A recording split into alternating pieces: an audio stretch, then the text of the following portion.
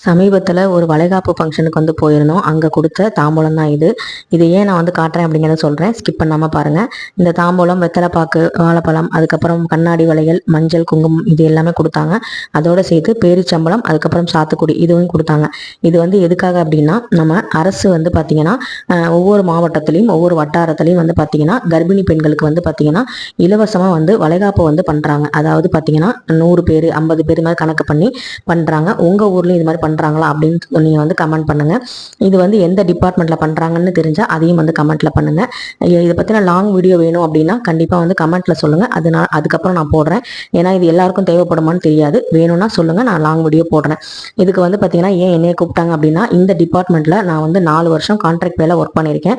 அந்த மேடம் வந்து நான் வேலை செஞ்சது பிடிச்சி போனனால என்னை வந்து கூப்பிட்டு வந்து சந்தன குங்குமம்லாம் வச்சே சொன்னாங்க.